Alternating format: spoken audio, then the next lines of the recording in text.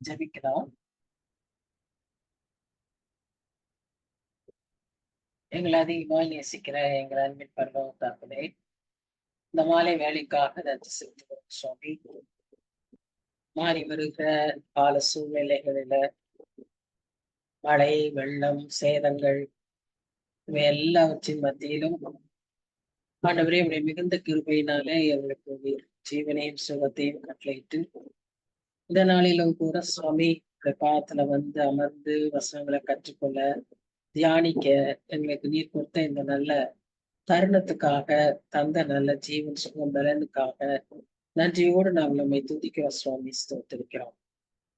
இந்த நாளிலும் ஆண்டவரே நாங்க கற்றுக்கொள்ள வேண்டிய சத்தியங்களை கற்றுக்கொள்ள எங்களுக்கு செய்யும் ஆவியானவர் எங்களுக்கு உதவி செய்வீராக. இந்த 1 மணி நேரத்தை நீர் ஆசீர்வதிக்கும்படியாய் செபிக்கிறோம். இந்த வேளையிலும் நாங்கள் ஆண்டவரே எந்த தடையும் இன்றி ஆண்டவரே எங்களுக்கு டெக்னிக்கல் டிஃபிகல்டிஸ் எதுவும் இல்லாதபடி நீர் காத்து கொள்ளும்படியாய் செபிக்கிறோம். அதே மாதிரி வருகிறவர்களை சீக்கிரமாய் அழைத்து வாரும், ஞாபகப்படுத்தும் சுவாமி. தப்புனே இந்த ஒரு பெரிய வாய்ப்பை நாங்க பிரயோஜனப்படுத்திக் கொள்ள எங்களுக்கு நீர் உதவி செய்யும். எல்லாமே எடுத்துக்கொண்டு ஈடுபடும் காலங்கள் வரக்கூடிய சூழ்நிலையில இப்படிப்பட்ட நாட்களை நாங்கள் அதிகமாய் பிரயோஜனப்படுத்திக் கொள்ளவும் அதன் மூலமாய் நாங்களும் மற்றவர்களையும் ஆசீர்வதிக்கவும் ஆண்டவரை உண்மை நோக்கி நாங்க பார்க்கிறோம் சுவாமி. எங்களை தாழ்த்தி உடைய கருத்துல ஒப்பு கொடுக்கிறோம். இந்த வேலையை ஆசீர்வதியும் வழி நடத்தும் நேசிக்கிற இயேசு கிறிஸ்துவின் மூலமாய் வேண்டிக் கொள்கிறோம் பிதாவே. ஆமேன், ஆமேன். Good evening everyone. Welcome you all to this study of the Epistle of John. We have completed almost 3 chapters. We are in the middle of the 3rd chapter. Middle கூட சொல்ல முடியாது, end of வந்துட்டோம். Then we are moving on to the 4th chapter. So God has graciously led us through. இந்த 3rd chapterல நாம வந்து அவருடைய வழி நடத்துதல்களையும் நாம் எப்படி ஒரு கிறிஸ்தவர்களுடைய அடையாளங்களை எல்லாம் பார்த்து கொண்டிருக்கோம். நம்மை நாமே சோதித்துக் கொள்ளவும் நாமே எப்படி நம்மை கூறாக்கி கொள்ள முடியும் என்பதை நாம கடந்த வாரத்துல பார்த்து கொண்டிருந்தோம். 15 வசனங்களை முடித்தோம். 16ஆம் வசனத்துல நாம என்ன பார்க்கிறோம்னு சொன்னா, அன்பு என்னதென்று. ஏன்னா இந்த எபிசோட்ல இந்த நிருபமே அன்பின் நிருபம், எழுதப்பட்டது அன்பின் சீசனாலே. அதை அதிகமாக அன்பை குறித்து தான் இந்த நிருபத்துல அவர் எழுதியிருக்கிறார். தேவனோடு கூடிய அன்பு, மற்றவர்களோடு கூடிய அன்பு, அதெல்லாம் ரிப்பீட்டடா அழுத்தமா அவர் எழுதுறார். ஏன்னா இது மிகவும் இந்த நாள்ல அவசியமா இருக்கு. இது வந்து நமக்கு குறைவாயும் இருக்கு. இந்த நாட்கள்ல, கடைசி நாட்கள்ல அன்பு தணிந்து போகும் என்று சொல்லி நம்ம பார்க்கிறோம். அதனால இந்த நாட்கள்ல நாம இந்த அன்பை பற்றி தியானிக்கிறதுக்கு நமக்கு ஒரு நல்ல வாய்ப்பை கொடுத்திருக்கிறாரு. இப்ப நாம அன்பு என்று சொல்லக்கூடிய அந்த அன்பை நாம வந்து எப்படி அறிந்து கொள்கிறோம் என்று சொல்லி இந்த வசனத்துல பார்க்கிறோம். அதாவது ஆண்டவர் தம்முடைய ஜீவனை நமக்காக கொடுத்ததினாலே அன்பு என்னதென்று நாம் அறிந்திருக்கிறோம். நாமும் சகோதரருக்காக ஜீவனை கொடுக்க கடனாளிகளாய் இருக்கு. 2 பெரிய காரியம், 2 பெரிய விஷயங்களை இந்த சின்ன வசனத்துல யோவான் சொல்லி இருக்கிறார். முதலாவது, இந்த அன்பு என்பது வந்து ஒரு இன்வர்ட் ஃபீலிங். அநேகர் நம்ம இதோட நிறுத்திடுறோம். இந்த அன்பை நமக்குள்ள அன்பு இருக்கு, நம்மில் அன்பு இருக்கிறது, நாம அந்த அன்பை உணர்கிறோம்.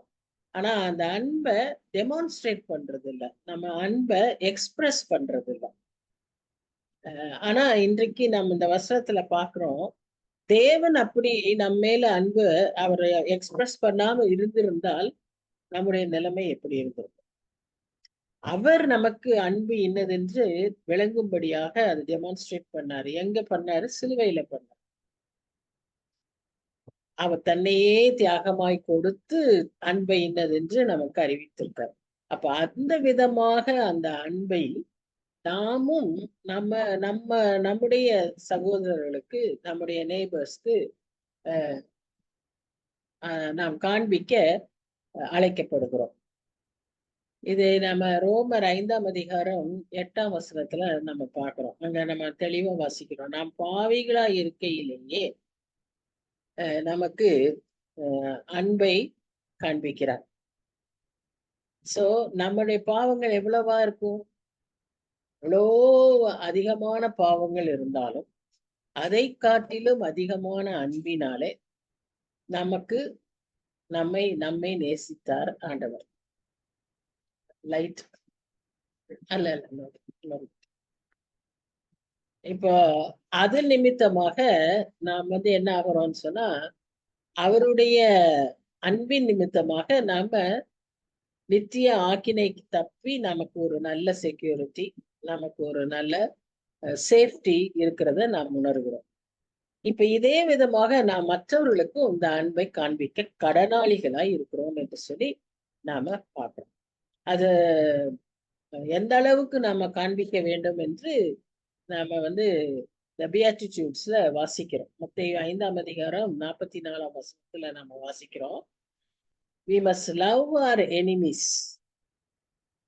அன்பு நமக்கு நாம ரெசிப்ரோகேட் பண்ணக்கூடிய மக்கள்கிட்ட காண்பிக்கிறது ஈஸி. நாம் எப்படி அன்பு செலுத்துறோமோ அதே போல நம்மில் அன்பு செலுத்துறவர்களுக்கு நாம் அன்பு செலுத்த முடியும். ஆனா நம்ம இடத்துல அன்பு செலுத்தாதவர்களுக்குல அல்லது நமக்கு எதிராளிகளாய் இருக்கக்கூடிய, நம்மை நிந்திக்கக்கூடிய மக்களுக்கு நாம் அன்பை செலுத்துவது மிகவும் கடினம். ஆனா இன்றைக்கு அன்னைக்கு நமக்கு வசனம் என்ன சொல்லுதுன்னா, ஆண்டவராகிய இயேசு கிறிஸ்துவும் இதை மலைப்பிரசங்கத்திலே சொல்லியிருக்கிறார். நாம் இப்படிப்பட்ட அன்பை செலுத்த நம்ம கடன் பட்டிருக்கிறோம் என்று சொல்லி நம்ம பார்க்கிறோம். அதனாலதான் அவர் லவ் டெஸ்ட்ன்னு சொன்னார். 15ஆம் வசனத்துல நம்ம 3 டெஸ்ட பத்தி வாசிச்சோம். Truth test, love test and quality test or moral test. சத்தியம் நமக்குள்ள இருக்கான்னு நாமே சொல்லி தெரியணும். அன்பு நமக்குள் இருக்கிறதா என்று நாமே சொல்லி தெரிய வேண்டும். நம்மிடத்துல ஆண்டவர் எதிர்பார்க்கிற அந்த குவாலிட்டி, அந்த மாரல் ஸ்டாண்டர்ட் நம்ம இருக்கான்னு சொல்லி நாம சோ இந்த அன்புக்கு பேசிக் டெஸ்ட் என்னன்னு சொன்னா, கண்ணுக்கு தெரிகிற நம் கண் முன்னால் இருக்கிற மக்களிடத்துல நம்ம அன்பு செலுத்த முடியலைன்னா, நம்ம ஆண்டவர் இடத்துல அன்பு செலுத்துறேன்னு சொல்றது எவ்வளவு உண்மையா இருக்கும் அப்படின்னு தான் யோவான் கேட்கிறாரு. சோ பிலிப்பியர் 2ஆம் அதிகாரம் 3-4 வசனங்களில நம்ம வாசிக்கிறது போல, நமக்கு சுயமானத நம்முடைய செல்ஃபிஷ்னஸ நம்ம எடுத்துக்கொள்ளாதபடி வாசிக்கிறேன். பிலிப்பியர் 2ஆம் அதிகாரம் 3-4 வசனங்களில நம்ம என்ன வாசிக்கிறோம்னா, ஒன்றையும் வாதினாலாவது வீண் பெருமையினாலாவது செய்யாமல் மனத்தாழ்மையினாலே ஒருவரை ஒருவர் தங்களிலும் மேன்மையானவர்களாக எண்ணக்கடவீர்கள். அவனவன் தனக்கானவைகளாய் அல்ல பிறனுக்கானவைகளை நோக்கு. So we have to put ourselves in the shoes of others. அப்பதான் நமக்கானவைகளை எல்லாமே அவங்களுக்கானவைகளை நாம் யோசிக்க முடியும். எல்லா சிச்சுவேஷன்லயும் எதையுமே நம்ம ஒருத்தர் செய்யும் போது அந்த சிச்சுவேஷன்ல அவங்க இருக்கிற சிச்சுவேஷன்ல நம்மை வைத்து பார்க்க வேண்டும். அப்ப நமக்கு எப்படி நம்ம செய்வோமோ அவ்விதமாய் நம்ம அவர்களுக்கு செய்யணும். அன்பு காட்டுறதும் எப்படின்னு சொல்லி நமக்கு ஆண்டவர் சொல்லி கொடுத்திருக்கிறார். வேதத்துல இவ்வளவு முக்கியத்துவத்தை செலுத்தவும், அன்பு செலுத்துவது முக்கியம் என்பதையும் நம்ம அதிகமாய் விசேஷமாக இந்த நிருபத்துல யோவான் மூலமா நம்ம திரும்ப திரும்ப ஞாபகப்படுத்தப்படுகிறோம். 17, 18, 19ஆம் வசனத்துல அதேதான் திரும்ப சொல்றாரு. ஒருவன் இவ்வுலக ஆஸ்தி உடையவனாய் இருந்து தன் சகோதரனுக்கு குறைச்சல் உண்டென்று கண்டு தன் இருதயத்தை அவனுக்கு அடைத்துக் கொண்டால் அவனுக்குள் தேவ அன்பு நிலை கொள்ளுகிறது எப்படி? என் பிள்ளைகளே, வசனத்தினாலும் நாவினாலும் அல்ல, கிரியையினாலும் உண்மையினாலும் அன்பு கூறக்கடவும். இதனாலே நாம் நம்மை சத்தியத்திற்குள்ளவர்கள் என்று அறிந்து நம்முடைய இருதயத்தை அவருக்கு முன்பாக நிச்சயப்படுத்திக் கொள்ளலாம். So it is once again a love test. Love test. இப்போ நமக்கு நமக்கு பக்கத்துல இருக்கிறவர்களுக்கு அல்லது குறைச்சல் உள்ளவர்களுக்கு உதவி செய்யறதுக்கான திராணி நம்ம இடத்துல இருக்கும்போது அதை நாம் செய்யாதிருந்தால் அது நமக்கு பாவம் என்று யாக்கோபு சொல்கிறார். நன்மை செய்ய திராணி இருந்தால் அதை செய்யாதிருந்தால் அது பாவம். இங்க யோவான் அதை வித்தியாசமா கேட்கிறாரு. அப்படின்னா உங்களுக்குள்ள ஆண்டவருடைய அன்பு இருக்கு, இல்ல நீங்க ஆண்டவரை நேசிக்கிறீங்கிறது எப்படி அது பொருந்தும்? வாயின் வார்த்தைகள் ஒன்று மனதிலேயே நினைத்து கொள்ளுகிறது அன்பு.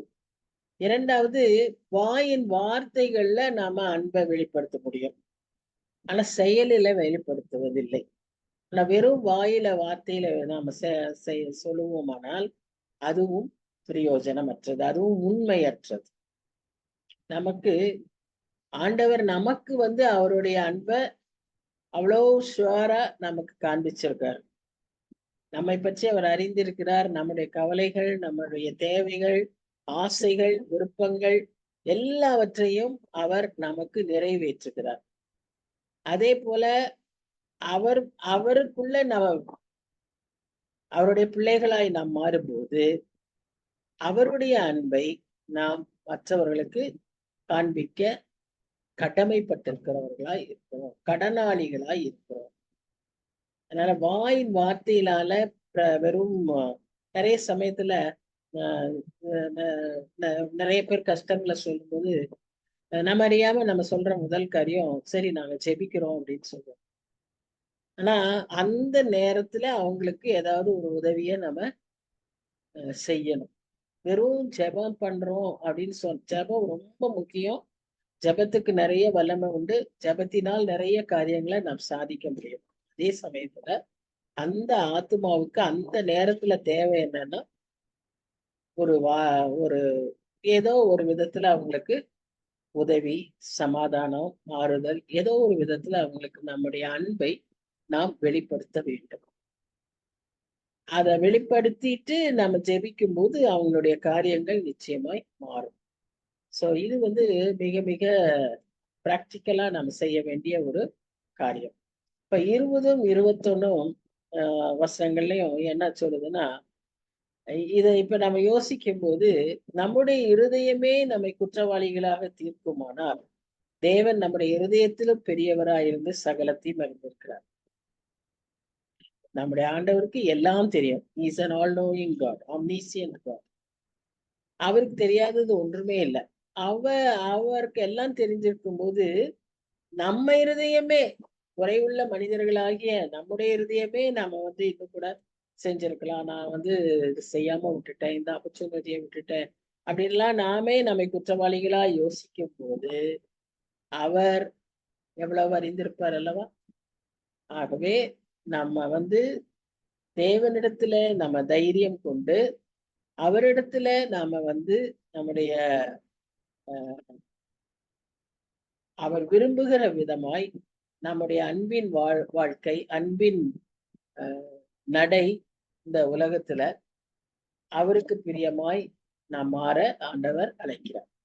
ஏன்னு சொன்னா அவர் எல்லாம் அறிந்த தேவன், நம்முடைய இருதயத்தின் யோசனைகளை அறிந்திருக்கிறார். சில சமயத்துல நம்முடைய அன்பு இரண்டு விதத்துல நம்ம இதை பார்க்கணும். ஒன்று, அன்பு உள்ளத்துல வைத்துட்டு வெளிப்படுத்தாம இருக்கிறது. இரண்டாவது என்னன்னா, உள்ள இருக்கிற அன்பின் நோக்கம் வேற, ஆனா வெளியே செய்யற காரியம் வேற. அதுவும் இருக்கு.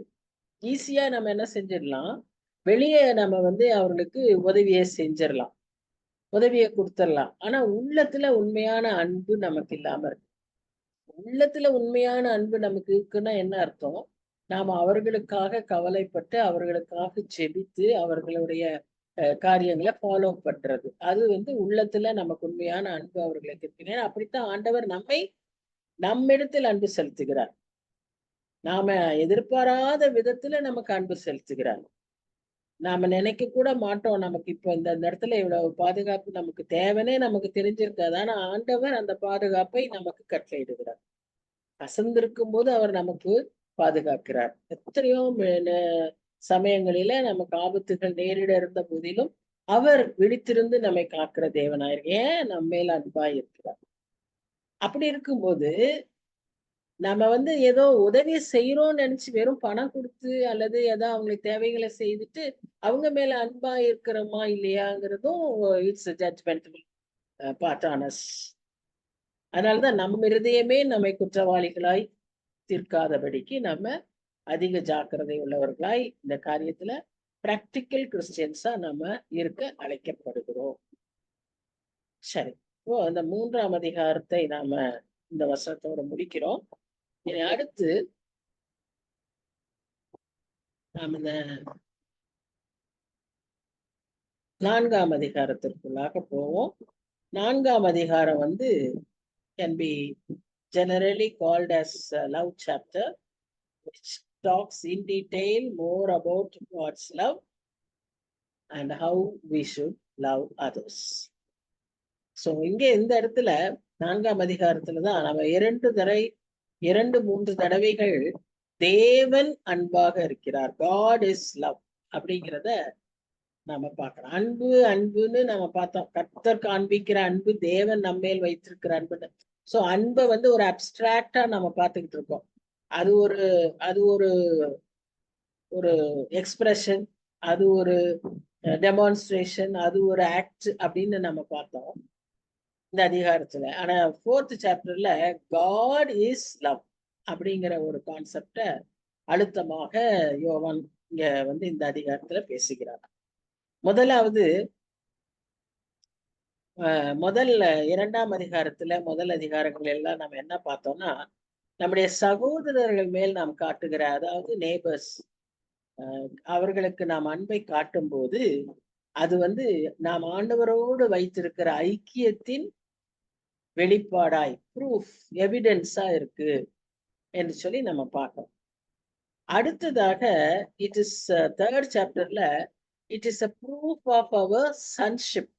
நாம் ஆண்டவருடைய பிள்ளைகள் ஆகிவிட்டோம், we are born again கிறிஸ்டியன்ஸா இருக்கிறதுனால நாம காட்டுகிற அன்பின் நிமித்தமாக நாம் அவருடைய பிள்ளைகளாயிருக்கிறோம் என்பதற்கு ஒரு அடையாளமாக அது இருக்கிறது. லவ் டெஸ்ட்ன்னு சொல்றோம் இல்லையா, அது ஆன்சர்ஸ் நம்ம பார்க்கணும். 2nd சாப்டர்ல நம்ம எப்படி பார்த்தோம்னா ஐக்கியத்தின் அடையாளமாய் பார்த்தோம். 3rd சாப்டர்ல எப்படி பார்க்கிறோம்னா அவருடைய பிள்ளைகள் ஆகி இருக்கிறோம் என்பதற்கு அடையாளமாய் பார்த்தோம். 4th சாப்டர்ல நம்ம என்ன பார்க்கிறோம்னா இந்த லவ் டெஸ்ட், ஏன்னா அவரே அன்பா இருக்கிறபடினால அதன் மூலமாக அன்பும் அவரோடு கூட ஐக்கியமும் அவரோட கூட அவருடைய பிள்ளைகள் ஆகிறதிலும் நம்முடைய ஆவிக்குரிய வாழ்க்கையிலும் அது எப்படி வெளிப்படுகிறது என்பதை இந்த 4th சாப்டர்ல நாம பார்ப்போம். ஆனா அதற்கு முன்பாக இந்த சம்பந்தம் இல்லைன்னா இந்த அன்பிற்கு சம்பந்தம் இல்லாத ஒரு முதல் வசனத்தில் அவருக்கு அது ஒரு பாரம். யோவானுக்கு அன்றைய சூழ்நிலையில அவருடைய சர்ச் பிலீவர்ஸ், அவருடைய பிரதரன், அவர்களுக்கு இருந்த பெரிய பிரச்சனை என்னன்னு சொன்னா இந்த கள்ள தீர்க்கதரிசிகள், தவறான போதனைகளை சொல்லுபவர்கள், சத்தியத்தை புரட்டுபவர்கள், சத்தியத்தை அடக்குபவர்கள், இதெல்லாம் நம்ம வேதத்துல வாசிக்கிறோம். சத்தியத்தை திரித்து சொல்லுபவர்கள், இப்படிப்பட்ட மக்களை அன்றைய சமுதாயத்துல அன்றைய சபையில இருந்ததுனால அவர் அதிக பாரத்தோடு அவசரமா இந்த முதல் வசனத்துல அவர் அதை சொல்றார்.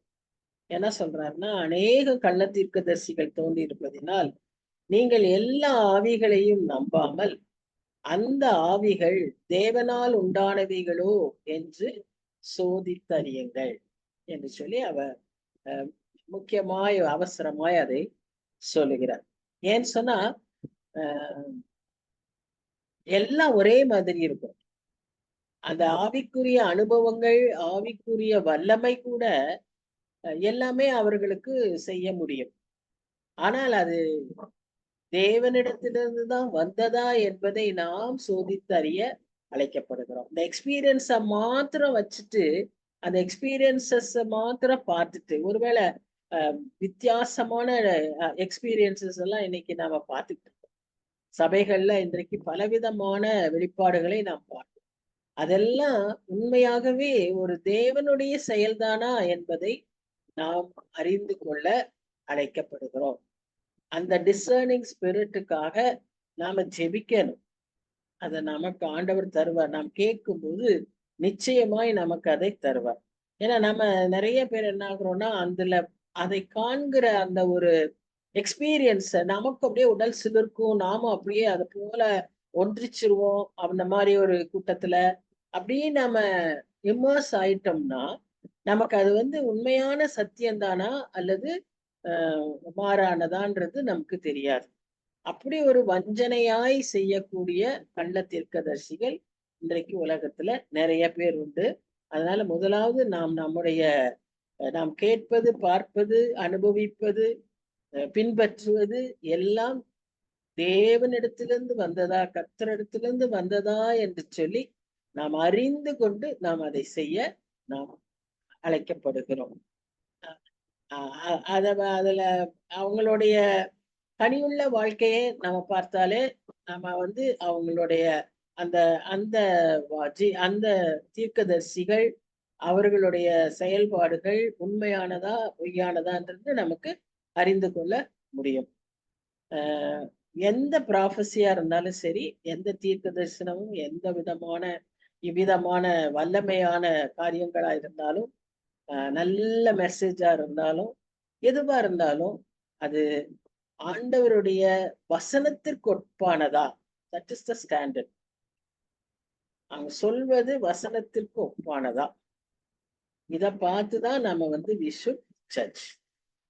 So it should be judged by scriptural standards. அந்த பர்சனுடைய ஒரு பேக்ரவுண்டு, அவருடைய பர்சனல் ஒரு பவர், அதை வைத்து நாம ஜட்ஜ் பண்ணக்கூடாது. அல்லது அவர் மூலமாய் நடைபெறுகிற அற்புதங்கள், அடையாளங்கள், அந்த ஒரு டிராமாட்டிக் எக்ஸ்பீரியன்ஸ், அதை வைத்து நம்ம என்ன செய்யக்கூடாது? பரவசமான ஒரு உணர்வுகள், அதை வைத்து நம்ம ஒன்றை நம்ம என்ன செய்யக்கூடாது? தேவனிடத்திலிருந்து வந்ததென்று நம்ம அதுதான் உண்மைன்னு எடுத்துக்கொள்ளக்கூடாது. ஏன்னா கடைசி நாட்கள்ல இப்படி டிசெப்டிவ் காரியங்கள் நிறைய இருக்கும்னு சொல்லி எல்லா அப்போஸ்தலர்களும் நமக்கு எச்சரித்திருக்கிறார்கள். ஏன்னா அன்றையிலிருந்தே அந்த காரியங்கள் ஆரம்பித்திருக்கிறது. இன்றைக்கு பயங்கரமா உருவாகிட்டு இருக்கு. அது கடைசியில எங்க முடியும்னா அது ஒரு பெரிய ஒரே மனுஷனா அந்தி கிறிஸ்துவா அது முடியும். அது வரைக்கும் இப்படிப்பட்ட காரியங்கள் எல்லாம் நடைபெற்று கொண்டே இருக்கும். நாம் அதற்கு ஜாக்கிரதை உள்ளவர்களாய் நாம் என்ன செய்தோம்? அப்போ நமக்கு கர்த்தருடைய வார்த்தை தெரிஞ்சாதான் நாம என்ன செய்ய முடியும்? இது சத்தியத்துக்கு ஏற்றதா இல்லையான்றது நமக்கு தெரியும். அதனாலதான் சத்தியம் உங்களை விடுதலையாக்கும்னு சொல்லி பார்க்கணும். சத்தியம் நமக்கு தெரியணும். சத்தியம் தெரிஞ்சாதான் நாம அதை டெஸ்ட் பண்ண முடியும். அடுத்தது நமக்கு ஆவியானவர் நம்மோடு இருந்தாதான் நாம் அதை நமக்கு அதுல இருந்து ஒரு வித்தியாசத்தை காண்பிப்பார். அப்போ நாம மறுபடியும் பிறந்தவர்களா இருந்தாதான் நமக்குள்ள ஆவியானவர் தங்கி இருப்பார். நமக்கு சத்தியம் விளங்கும். அப்பதான் நம்ம என்ன செய்ய முடியும்? இது ட்ரூவா ஃபால்ஸான்னு கண்டுபிடிக்க முடியும். So it is very very important that we should have these experiences, not those dramatic experience. அதுதான் we must remember. We are not to give much importance to that dramatic experience. நிறைய பேருக்கு எனக்கு அப்படி அனுபவம் இல்லையே, அப்படி இல்லையே, அந்த மாதிரி என்னால இது பண்ண முடியலையே, அப்படியெல்லாம் நம்ம நிறைய பேர் யோசிக்கிறோம். அது அவசியம் இல்லை. கர்த்தர் நமக்கு அது அவசியமானா தருவார். ஆனா அதை விட சத்தியத்தை நாம் என்ன செய்திருக்கணும்? அறிந்திருக்கணும். அவருடைய பிள்ளையாய் நாம மாறி இருக்கணும். 1 பேதுரு 20ஆம் அதிகாரம் 20ஆம் 21ஆம் வசனம், சாரி 2 பேதுரு 1ஆம் அதிகாரம் 20, 21 வசனங்களை பார்க்கணும். அது ஒரு தனிப்பட்ட மனுஷனுக்கு கொடுக்கப்படுகிற ஒரு காரியம் அல்ல தீர்க்கதரிசி. அது எல்லாருக்கும் அறிவிக்கப்பட வேண்டிய ஒரு காரியம். அதனால யாருக்கும் ஒரு individual person cannot claim anything. தீர்க்க தரிசனம் நமக்கு ஆண்டவர் தருவார். கர்த்தரிடத்திலிருந்து நாம் பெற்றுக்கொண்டு ஒரு தீர்க்கதரிசி அதை மனுஷருக்கு சொல்லணும். சொந்தமா சுயமா சொல்றதெல்லாம் தீர்க்க தரிசனம் கிடையாது. இன்றைக்கு எப்படி நிறைய prominent what should I say, ministers of God are prophesying like that, and many of their prophecies are not being fulfilled. அதை நம்ம நல்ல தெளிவா திரிச்சு கொள்ளணும். So that is why God has given us a sound mind and a spirit of discernment. So we should ask for it. First thing, அதாவது அன்றைய நிலைமையில அது இருந்தது, இன்றும் அது அதிகமாகி கொண்டு வருகிறது. என்ன ஃபர்ஸ்ட் வித்தியாசம், டிஃபரன்ஸ் என்ன அப்படின்னு பாத்தீங்கன்னா, மாம்சத்தில் வந்த இயேசு கிறிஸ்துவை அறிக்கை பண்ணுகிற எந்த ஆவியும் தேவனால் உண்டாயிருக்கிறது. அதே சமயத்துல அறிக்கை பண்ணாத எந்த ஆவியும் தேவனால் உண்டானதில்லை. அது அந்தி கிறிஸ்துவனுடைய ஆவி. அந்தி கிறிஸ்துன்னு சொல்லல, அந்தி கிறிஸ்துவனுடைய ஆவி. இதையும் நாம நல்லா விளங்கி கொள்ளணும். That the spirit of Antichrist can be in many individuals, many persons. It will be revealing at any particular point of time. So we must always have that spirit of discernment to find out that this is not from God. நல்லா இருப்பாங்க, they'll be regularly coming to church, they will also be attending along with you, sitting beside you, but at a particular point of time they will reveal they have the spirit of Antichrist when they reject Christ. அவர்களால ஆண்டவராகிய இயேசு கிறிஸ்துவை ஆண்டவர், கடவுள் என்று அவர்களால Lord என்று ஏற்றுக்கொள்ள முடியாது. தோமா அவருக்கு அந்த கையை காண்பிச்ச உடனே அவர் டிக்ளேர் பண்ணது, my lord my God. That should be our statement. என் ஆண்டவரே என் ரட்சகரேன்னு சொல்லணும். அதை நம்ம சொல்ல முடியாம இருக்கிறவங்களுக்கெல்லாம் they have the spirit of Antichrist, one who rejects Jesus. இப்போ நிறைய குரூப்ஸ் இருக்காங்க, Mormons, Jehovah Witnesses, even for that matter, even Muslims. They don't accept Jesus Christ as God. They only accept him as a prophet. So this we have to remember very carefully. யோவானுடைய நாட்களில அன்றைக்கு இருந்த யூதர்களும் இன்று வரைக்கும் கூட யூதர்களை பொறுத்தவரை they were not willing to accept Jesus as God, as the Messiah. They accepted him as a carpenter's son, a man who lived here. They accepted him as a man, as a holy man who lived in their place. But they did not accept, they still do not accept, a part of Jewish people accept him as the Lord. But நமக்கு மற்றவங்க எல்லாம் நம்ம நாட்டுல, அதாவது we are all Gentiles, we all believe Jesus as God. Majority of us, all the Christians, believe Jesus as Lord. But here again there is a group of people who are not willing to accept that Jesus Christ came here as man. We must accept both his deity as well as his humanity. அவர் தேவனாகவும் மனுஷனாகவும் இருந்தார். நம்முடைய விசுவாச பிரமாணங்களில் எல்லாம் நாம் அதை தான் அறிக்கை பண்ணுகிறோம். So அதை நாம டிக்ளேர் பண்ணணும், அதை நாம ஆழமாய் பிலீவ் பண்ணணும். இதைதான் இந்த இடத்துலதான் they make a slight difference, but that slight difference makes us to have to be spirit of Antichrist. So we have to be very careful. நமக்கு ரட்சிப்பு வர்றதுக்கு தான் இயேசு கிறிஸ்து இந்த உலகத்துல மனிதனாக பிறந்தார். இதுதான் நம்முடைய அடிப்படை சத்தியம். நாம அதை ஏற்றுக்கொள்ளாத போது நம்ம ஆண்டவரை ரட்சகராய் ஏற்றுக்கொள்ள முடியாது. நம்ம ஆண்டவரை ரட்சகராய் ஏற்றுக்கொள்ள முடியலைன்னா நம்முடைய பாவங்கள் மன்னிக்கப்படாது. நம்முடைய பாவங்கள் மன்னிக்கப்படலைன்னா நமக்கு நித்திய ஆக்கினை உண்டு, நியாய தீர்ப்பு உண்டு. சோ இதுல இருந்து நாம, if you want to be a child of God, if you want to be saved, we must accept that Jesus is our Lord and our Savior. அதுதான் அடிப்படையான காரியம்.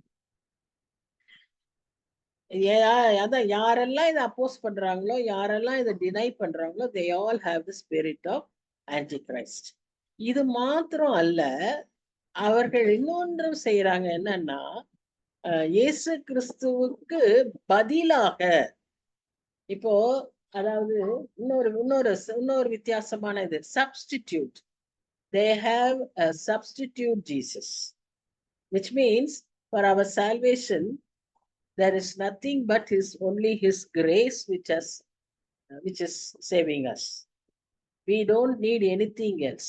It is his grace, and it can be achieved only through his blood.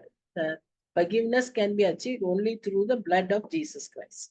இப்ப இதுக்கு இன்னொரு கூட்டத்தார் அவங்க என்ன செய்யறாங்கன்னா, ஜீசஸோட பிளஸ் என்னது அது, இயேசு கிறிஸ்து நமக்காக மரிச்சிட்டாரு, அவ அப்ப மரிச்சிட்டாரு, என்ன பண்ணிட்டாரு, ஆனா இன்னைக்கு நாம அதுக்கு கூட ஏதாவது செய்யணும்.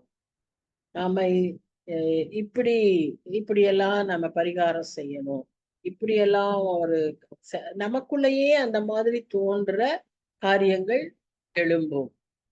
இப்படி என்ன மன்னிச்சிருவாரா, நான் இப்படி ஆச்சே, என்ன மன்னிச்சிட முடியுமா, நான் இதற்காக என்னமாவது இப்படி எல்லாம் செய்யணும். ஒண்ணுமே செய்ய வேண்டாம், நீ அவரிடத்துல வந்து உன்னை ஒப்பு கொடுத்து மன்னிப்பு கேட்டா போதும்.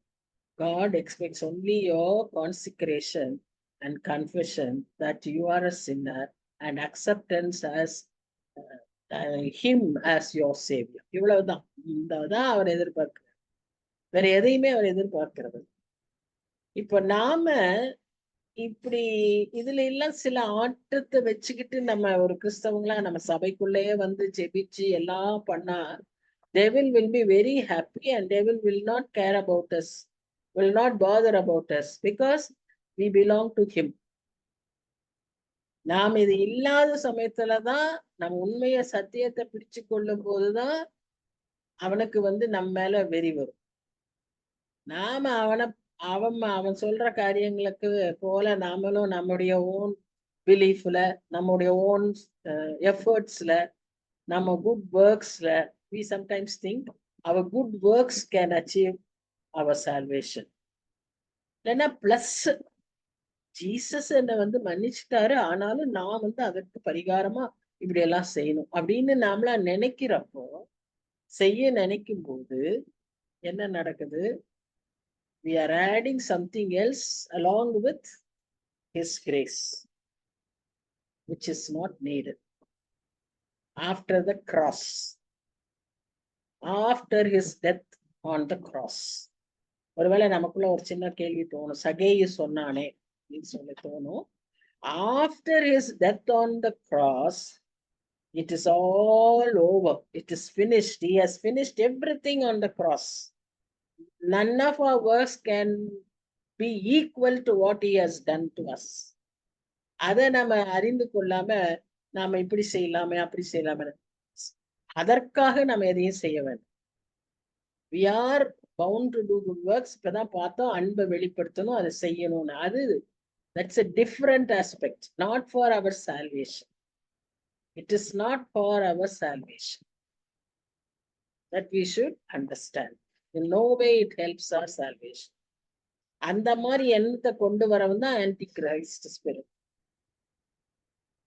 ஃபைனலா இந்த ஸ்பிரிட்ஸ் இப்படி எல்லாம் நிறைய விதத்துல வெளிப்படுகிற இந்த அந்தி கிறிஸ்து ஆவிகள் கடைசியில ஒரு அந்தி கிறிஸ்துவாக வந்து அவர் வந்து ரூல் பண்ணுவாரு. அவர் எல்லாவற்றையும் எக்கானமி, பாலிடிக்ஸ், ரிலிஜன் எல்லாத்தையும் அவரு கையில வைத்து அவன் ஒரு பெரிய அதிகாரியாக அவன்தான் விடுதலை தர முடியும்னு உலகமே அவன் பின்னால ஓடக்கூடிய நாட்கள் வரும். But praise be to God, and we believe that before that we as church would be taken up by our Lord Jesus. So அதுதான் முக்கியமான ஒரு காரியம். When he is coming to rule, we will not be here, we should not be here. சரி, அது அந்த வசனம். 4ஆம் வசனத்துல என்ன பார்க்கிறோம்னு சொன்னா, பிள்ளைகளே, இங்க மறுபடியும் அவர் வந்து அவர் அன்பின் சீசன் அல்லவா, அவர் நம்ம அவருடைய பிள்ளைகளை போல அவங்க சபையில இருக்கிற மக்களை கூப்பிடுறாரு. நமக்கும் அது பொருந்தும். நீங்கள் தேவனால் உண்டாயிருந்து அவர்களை ஜெயித்தீர்கள். யாரை? உலகத்தில் இருக்கிறவர்களை. ஏனெனில் உலகத்தில் இருக்கிறவனிலும் உங்களில் இருக்கிறவர் பெரியவர். அநேக சமயத்துல இந்த பின்பகுதிய நம்ம நிறைய சமயத்துல பயன்படுத்துவோம்.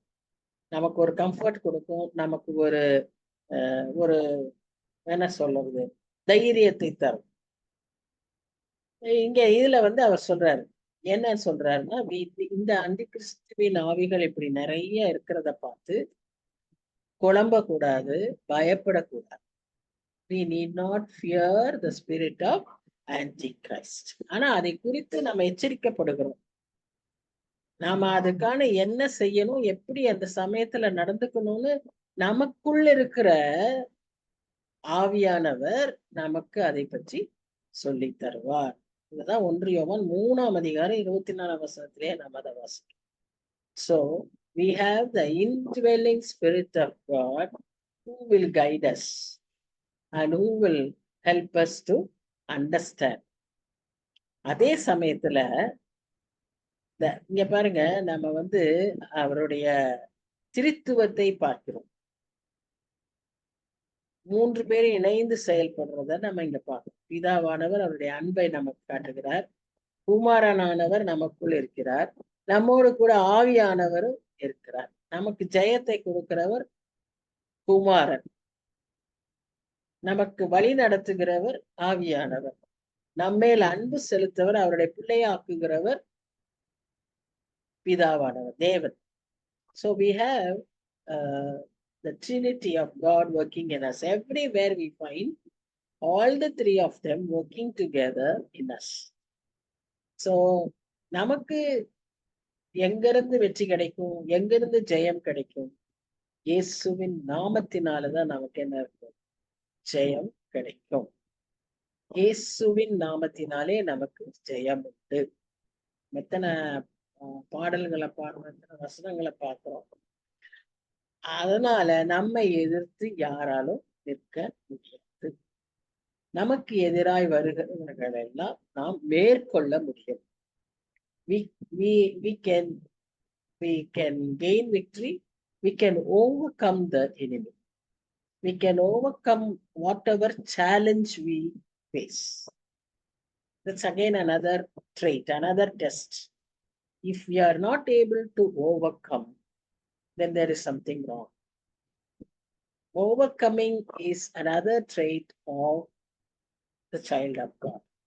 அதனாலதான் இதே யோவான் வெளிப்படுத்தல் விசேஷத்துல அவருடைய 7 சபைகளுக்கு அவர் அவ்விதமா எழுதியிருக்கிறார். ஒவ்வொன்றுக்கும் அவர் என்ன சொல்றாருன்னா, ஆவியானவரின் துணையோடு, ஆவியானவர், all scriptures are breathed by the Holy Spirit, that we should be. அப்பதான் நம்மால என்ன செய்ய முடியும்? இதை நம்ப முடியும், விசுவாசிக்க முடியும். இதை நம்ம நல்லா அறிந்திருக்கணும். யோவான் எழுதினாலும் யோவானா எழுதல.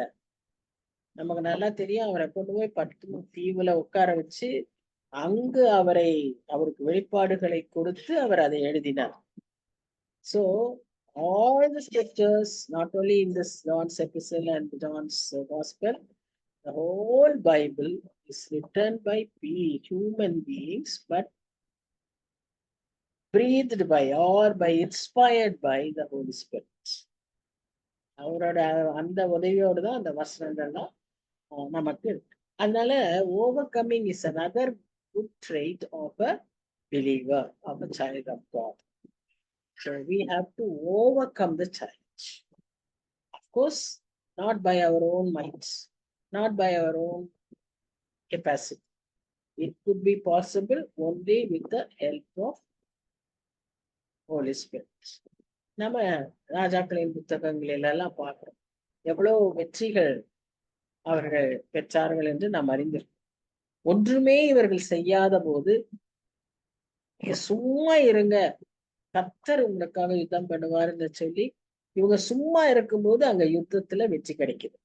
இவங்க பண்ணினா கூட அந்த அளவு வெற்றி பெற்றிருக்க முடியாது. அதை அவ்வளவு பெரிய வெற்றியை அவர்கள் பெற்றுக்கொள்ளும்படியாக கர்த்தர் உதவி துணை செய்கிறார்.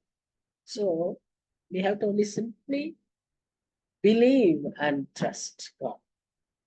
இந்த அண்டர்ஸ்டாண்டிங் நமக்கு இருந்தாதான் நமக்கு இந்த பயம் இல்லாமல் ஒரு தைரியமாகவும் ஆவிக்குரிய வல்லமையோடும் நம்முடைய வாழ்க்கையை நாம் நடத்த முடியும். ஏன்னா உலகத்துல நமக்கு பலவிதமான போராட்டங்கள், challenges every day we face. ஆனா அதற்கு ஜெயத்தை ஆண்டவர் நமக்கு கொடுக்க முடியும்னா அது ஒரு positive statement. We can overcome because the one who is in us is greater than one which is in the world. வேர்ல்டுல இன்னைக்கு அவங்க எவ்வளவோ சொல்லலாம், எவ்வளவோ சாதிக்கலாம், எவ்வளவோ அவங்க செய்யலாம். Even it may appear that we have totally lost அப்படிங்கிற நிலைமைக்கே வந்துடலாம். தாவீது கர்த்தருக்குள் தன்னை திடப்படுத்தி கொண்டான், எல்லாவற்றையும் மீட்டுக்கொண்டான். யோபு கம்ப்ளீட்டா அவனுக்கு எதுவுமே இல்லை, அவனுக்கும் வியாதி, ஆனா எல்லாவற்றையும் இரண்டத்தனையாய் பெற்று. God can do such wondrous miracles in our life only when we are loved him. அதுக்கு நமக்கு வேண்டியது விசுவாசம், அதுக்கு நமக்கு வேண்டியது பயம் இல்லாத தைரியம் உள்ள ஆவி. 1 தீமோத்தேயு 1ஆம் அதிகாரம் 7ஆம் வசனத்துல, ஐம் சாரி 2 தீமோத்தேயு நினைக்கிறேன், அதுல நம்ம பாக்குறோம் நமக்கு தெளிந்த புத்தியை கொடுத்திருக்கிறார். பயமுள்ள ஆவியை அவர் கொடுக்கவே இல்லை. அன்பும் பலமும் அன்பும் தெளிந்த புத்தியும் தான் நமக்கு. So we have to be filled with such spirit. So we have many spiritual enemies, but none of them is greater than our Jesus. So we have Jesus, so we need not be frightened of anybody. So the chapter 4ல இந்த பகுதிகள்ல நாம் என்ன வாசிக்கிறோம்னா, God's love removes the natural human fear and the fear of rejection. இந்த fear என்ன ஆகும்னா, பயம் it will cripple our soul, முடக்கிரும். நம்முடைய எல்லா ஆவிக்குரிய அந்த உணர்வுகள், ஆவிக்குரிய வல்லமைகள், ஆவிக்குரிய நமக்கு ஸ்பிரிச்சுவல் லைஃப்ல இருக்கக்கூடிய எல்லா அனுபவங்கள் அனைத்தையும் முடக்கிவிடும். பயத்திற்கு நாம் ஒருபோதும் இடம் கொடுக்க கூடாது. The fear should be replaced by God's love. அந்த God's love நமக்குள்ள இருக்கும்போது, the fearல ஒன் எக்ஸ்பிரஷன் என்னன்னா, fear of being rejected. இன்னைக்கு நிறைய பேரு தற்கொலை, லோன்லினஸ், போதை, அடிக்ஷன்ஸ், குடி, எல்லாத்துக்கும் காரணம் அந்த ஒண்ணு என்னன்னா ரிஜெக்ஷன்,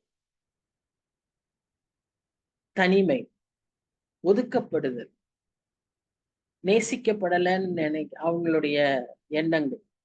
இதெல்லாம் யார் கொடுக்கறது தெரியுமா? பிசாசு. பிசாசு தான் அந்த எண்ணங்களை கொடுக்கும்.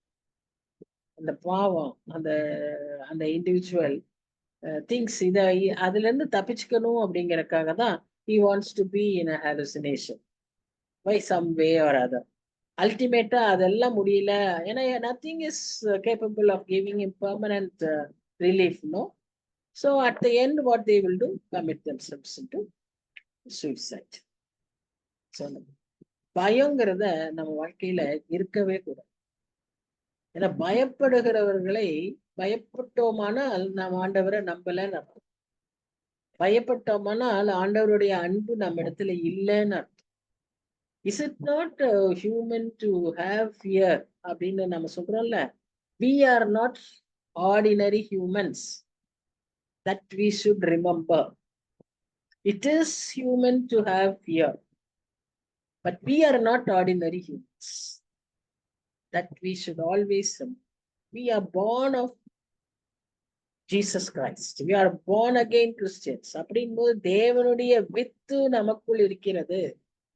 We have the nature of Jesus Christ. We have the characteristics of Jesus Christ. Above all, we have the love of Jesus Christ in us. So there should be no trace of fear in us. Fear is a punishment of its own. அது இருந்தாவே போதும், வேற எந்த விதமான தண்டனையும் நமக்கு வேண்டாம். அந்த பயமே நம்மை கொன்றுவிடும். சோ நமக்கு வேண்டியது ஒண்ணே ஒண்ணு, விசுவாசம், தைரியம், நம்பிக்கை. இது நமக்கு இருக்கணும். நம்மை ஆண்டவருக்கு ரட்சிக்கும் போது அவர் நமக்கு பாவ மன்னிப்பை மாத்திரம் கொடுக்கல, அவருடைய அன்பையும் நமக்குள் ஊற்றி இருக்கிறார். தேவ அன்பை நமக்குள்ள ஊற்றி இருக்கிறார். அதனாலதான் நமக்கு அந்த தைரியம் வருது. அதனாலதான் நமக்கு அந்த கான்பிடன்ஸ், அந்த விசுவாசம் வருது. நமக்குள்ள ஒரு விசுவாசம் வருது இல்லையா? ஒரு ஆபத்தான சூழ்நிலையில நமக்கு ஒரு விசுவாசம் இருக்கு, ஒரு தைரியம் இருக்கு. எல்லாரும் பயப்படக்கூடிய சூழ்நிலை, ஆனா நமக்கு அது தைரியம் வருது. ஏன்? God has given his love into us that removes that fear. அது மூலமா தான் நம்ம we can accomplish, we can overcome this world. 5-6 வசனங்கள்ல நம்ம என்ன பார்க்கிறோம்? அவர்கள் உலகத்துக்குரியவர்கள் ஆகையால் உலகத்துக்குரியவைகளை பேசுகிறார்கள். உலகத்தார் அவங்களுடைய டாக்கு, அவங்களுடைய அப்ரோச், அவங்களுடைய திங்கிங் எல்லாமே வித்தியாசம். அப்படி வித்தியாசமா இருக்க வேண்டும். இன்றைக்கு அப்படி இல்ல, merge ஆயிட்டோம். We have more worldliness in our life. We are called to be separate. அதுக்காக ஒதுங்கி போய் தனியா இருக்கணும்னு சொல்லல. நம்ம எங்க இருக்கிறோமோ அங்க நாம வித்தியாசமா இருக்கணும். உதாரணமா எசேக்கியேல் அந்த சிறையிருப்புலதான் இருந்தார், பாபிலோன் நகரத்துல இருந்தார். தானியேல் பாபிலோன் அரண்மனையில இருந்தார். நெகேமியா சூசா அரண்மனையில இருந்தார். எஸ்தர், எல்லாரும், யோசேப்பு, புறஜாதிகளின் மத்தியில, உலகத்தின் மத்தியில, எல்லா ஆடம்பரங்களின் மத்தியில அங்கதான் இருந்தாங்க. But they were different. They had a worldly job, profession even. In spite of it, they were different. அதுதான் நமக்கு ஆண்டவர் கேட்கிறார். அவங்க சொல்றதுக்கெல்லாம் உலகமும் செவி கொடுக்கும். ஆனா நாம தேவனால் உண்டானவர்கள். அப்படி தேவனை அறிந்தவன் எங்களுக்கு செவி கொடுக்கிறான், தேவனால் உண்டாயிராதவன் எங்களுக்கு செவி கொடுக்கிறதில்லை. இதனாலே சத்திய ஆவி இன்னதென்றும் வஞ்சக ஆவி இன்னதென்றும் அறிந்திருக்கேன். சோ யோவான் இந்த இதுல ஃபுல்லா நமக்கு is giving test, a check test, a standard which declares who we are and what we are. இப்போ வேர்ல்ட்லி பீப்புள் அவங்க எப்படி நம்ம கண்டுபிடிச்சிடலாம்? அவங்க வேர்ல்ட்லி பீப்புள்னா அவங்க சபையில இருக்க மாட்டாங்க, நம்ம ஃபேமிலியில இருக்க மாட்டாங்க, நம்ம சொல்லவே முடியாது. All those who are not saved will be worldly. How can you identify? From the way they choose, from the way they decide, from the way they speak. All this will reveal who they are. So we must be very careful about our speech. Our speech should be salted by grace, not by worldliness. சாமர்த்தியமா பேசுறது. ஒரு alliance ஒருத்தர் சொன்னாங்க, அவங்க சொல்றாங்க, இந்த பைத்தியக்காரங்க மாதிரி நான் லஞ்சம் வாங்க மாட்டேன், நான் அதை செய்ய மாட்டேன், இது செய்ய மாட்டேன்னு அந்த மாப்பிள்ளை இல்லைங்க மேடம். அவங்க சீக்கிரமா, எவ்வளவு சீக்கிரமா, எவ்வளவு சின்ன வயசு அவரு, இவ்வளவு சீக்கிரமா அவ்வளவு இதை வச்சிருக்காரு, சொத்து வச்சிருக்காரு, அவ்வளவு வீடு கட்டுமா, அவ்வளவு ப்ராமினன்ட் பர்சன் ஆயிருக்கிறாரு. சிரிச்சுக்கிட்டேன். So this is how worldly people will be totally different from their approach, their thinking, their selection. Everything will be different from what we think of. நம்ம priorities வேற, அவங்க priorities வேற. So we have to be very, very careful. So இதுல நமக்கு என்ன கூட வரலாம்னா, நம்மை நிந்திப்பார்கள், ஒதுக்குவார்கள். We may even face rejection, even inside our family. But we must take it as how our Lord Jesus took it. We have the model. We have the footprints of Jesus Christ to follow. அவர் இதையெல்லாம் face பண்ணாருல்ல, அவரே எனக்காக face பண்ணாரு. நான் அவருக்காக அதை face பண்ணக்கூடாதா? அன்பை நம்ம எப்படி வெளிப்படுத்த முடியும்? இப்படித்தான் வெளிப்படுத்த முடியும். உங்க உலகத்தார் அதனால அவங்க அப்படி நினைப்பாங்க. ஆனா நாம டிஃபரண்ட். இந்த இன்னொரு பிளெஸிங் நமக்கு என்னன்னா, இப்படி ஆண்டவரை மையப்படுத்தி ஆண்டவருடைய அன்பில இருக்கக்கூடிய மக்களுக்குள்ள நமக்கு கிடைக்கிற ஐக்கியம் இருக்கு பாத்தீங்களா? That is a great blessing because we can think alike, we can speak alike. நம்ம தைரியமா பேச முடியும், நம்ம தைரியமா ஷேர் பண்ண முடியும், நம்ம தைரியமா நம்முடைய பீட்டும் அவங்க பீட்டும் எல்லாம் ஒரே ஃப்ரீக்வன்சில இருக்கும். Because we all belong to Christ, and that is a great blessing. And the fellowship இதெல்லாம் தான் வளரணும்னு John is emphasizing, and through John God is emphasizing. In the language of fellowship, it transcends culture, language, race or any other barrier. அது எந்த ஊர்ல இருந்தாலும் சரி, எந்த language நமக்கு தெரியாதவங்களாலும் இல்லைனாலும் சரி, you see அது நமக்குள்ள ஒரு ஐக்கியம் வந்துடும். That Spirit of God will unite us. Spirit of God will help us to have a binding, that fellowship. That is the great gift from God. Are we experiencing that? Continue to grow, continue to express, continue to involve many people, because fellowship is something which makes us abide in Christ. It helps us to abide in Christ. So be in fellowship with others, with God's children. சரி,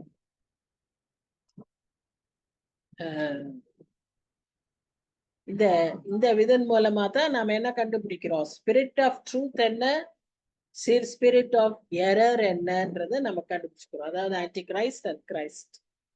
சரி,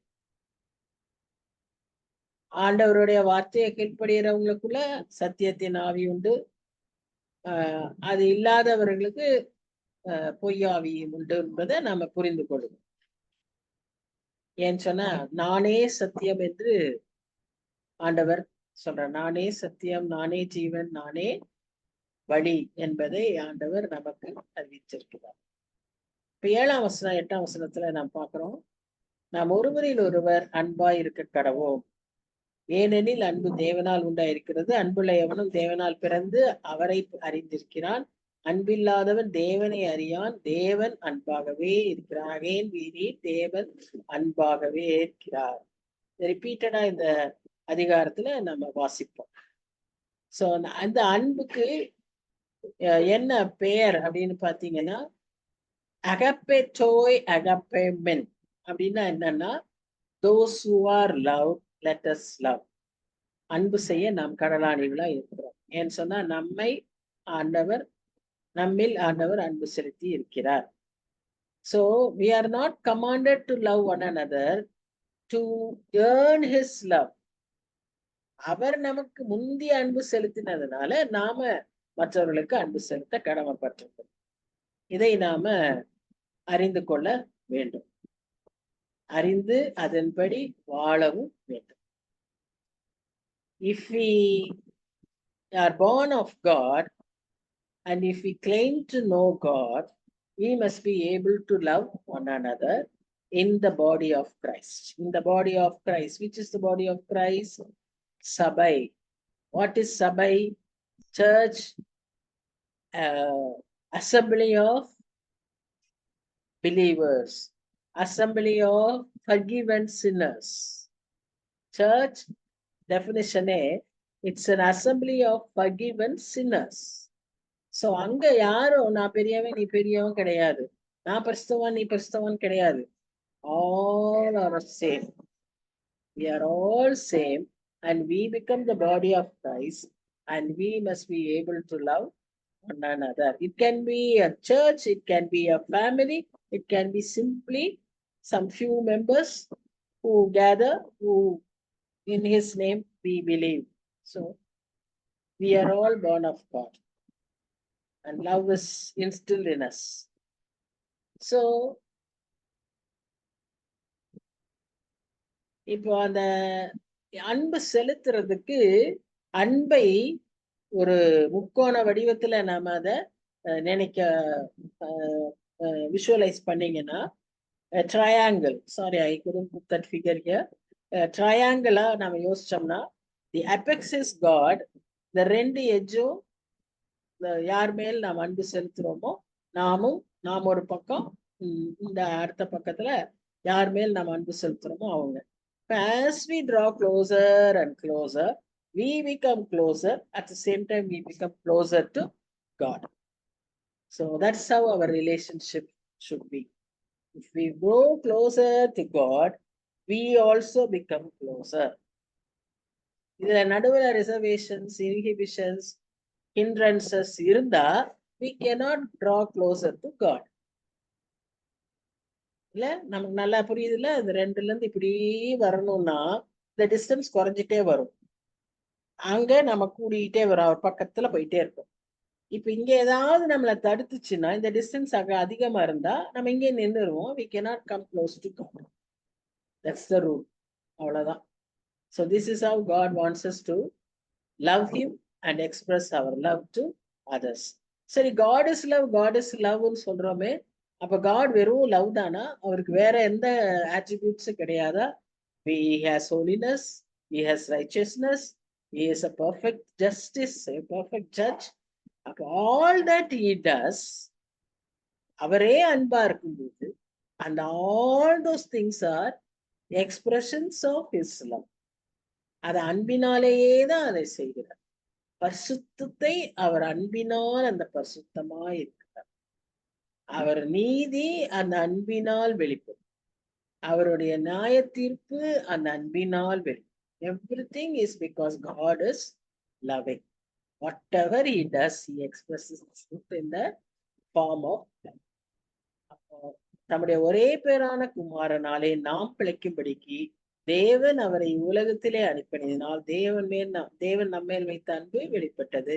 நாம் தேவனிடத்தில் அன்பு கூர்ந்ததினால் அல்ல, அவர் நம்மிடத்தில் அன்பு கூர்ந்து நம்முடைய பாவங்களை நிவர்த்தி செய்கிற கிருபாதார பலியாக நம்முடைய குமாரனை அனுப்பினதினால அந்த அன்பு உண்டாயிருக்கிறது. சரி, இப்ப இதெல்லாம் அது நமக்கு நல்லா தெரியும். So definition of love is God and manifestation of love is Jesus.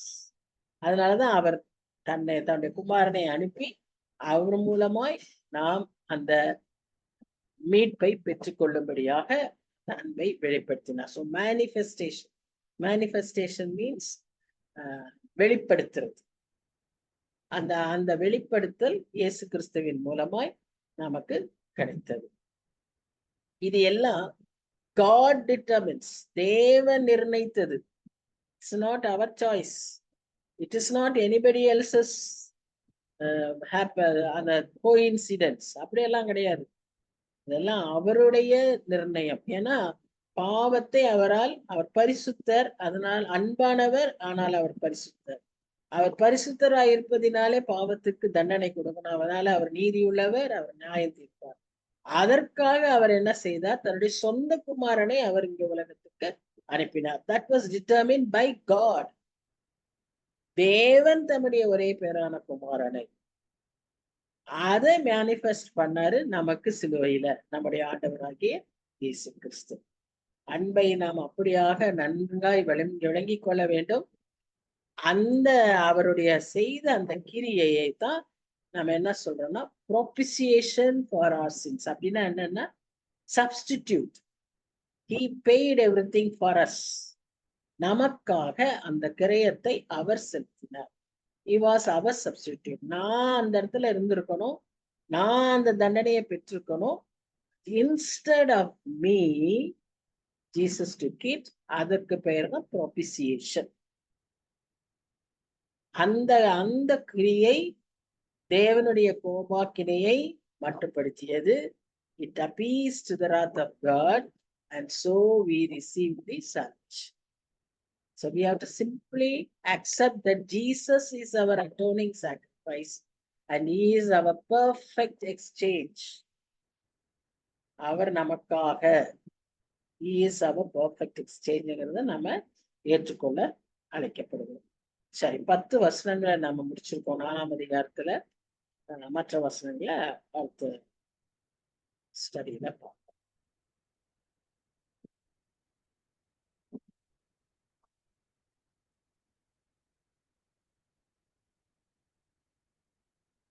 அன்பின் பரலோக தகப்பனே, நன்றியோடு உம்மை துதிக்கிறோம், ஸ்தோத்தரிக்கிறோம். இந்த நாளிலும் ஆண்டவரே, உம்முடைய அன்பை அதிகமாய் ருசிக்க, அதிகமாய் அறிந்து கொள்ள, அதிகமாய் சுவாமி நாங்களும் ஏவப்பட, அன்பினால் நிரப்பப்பட இந்த நாளில நீர் எங்களுக்கு கிருபை பாராட்டின தயவுக்காக நன்றி செலுத்துகிறோம். இந்த வேளையில நாங்க எங்களுக்குள்ளாக இருக்கக்கூடிய அன்பின் ஐக்கியங்களை, அன்பின் வெளிப்பாடுகளை, ஆண்டவரே, அன்புக்கு எவ்வளவு கடனாளிகளாய் நாங்கள் இருக்கிறோம் என்பதையும் உணர்த்தின தயவுக்காக நன்றி செலுத்துகிறோம். உலகத்தின் காரியங்கள், உலகத்தார் எங்களுக்கு எதிராளிகளாய் இருந்தாலும் ஆண்டவரே, நாங்கள் அவர்களையும் நேசிக்கவும், அவர்களிடத்திலே அன்பு கூறவும், ஆனால் அவர்களை போல் அல்லாமல் உம்மை பின்பற்றுகிறவர்களாக, உம்மை வெளிப்படுத்துகிறவர்களாக நாங்கள் காணப்பட எங்களுக்கு நீர் உதவி செய்யும் சுவாமி. ஆம் தகப்பனே, நீர் எப்படி இந்த உலகத்துல வாழ்ந்தீரோ அதே விதமாய் நாங்களும் வாழ உதவி செய்யும். Help us to prioritize our lives, our priorities. உம்மை முதன்மைப்படுத்தி, ஏன்னா நாங்க உம்மை நேசிக்கிறோம், நீர் எங்களை நேசிக்கிறோம். நீர் எங்களை நேசித்ததுனாலதான் அந்த அன்புனால என்னன்னு எங்களுக்கு, ஏன்னா எங்க உள்ளங்கள்லாம் கடினமான, வறண்ட, பெருமையான, இறுக்கமான, ஆண்டவரே, அவ்வளோ பயங்கரமான உள்ளங்கள் தான். ஆனா உம்முடைய அன்பு எங்களில ஊற்றப்பட்ட போதுதான் எங்களுக்கு உம்முடைய ஜென்டில்னஸ், கைண்ட்னஸ், கம்பேஷன், ஹியூமிலிட்டி, ஆண்டவரே, பியூரிட்டி, இதெல்லாம் எங்களுக்கு உம்மாலதான் எங்களுக்கு கிடைச்சது சுவாமி. நாங்க வேற எதற்கும் தகுதி அற்றவர்கள் ஆண்டவரே. Some we are so unworthy and we are so dirty, unclean, Lord. But it is your love, only your love, which has helped us to grow thus far. Lord, help us to grow further and reach you, Lord. Help us to grow in love. Yes, Father, we have to grow in every aspect in the life of a Christian, as a Christian. We have to progress. Help us, Lord, help us. இன்னைக்கு வந்த ஒவ்வொருவருக்காக நாங்கள் நன்றி செலுத்துகிறோம்.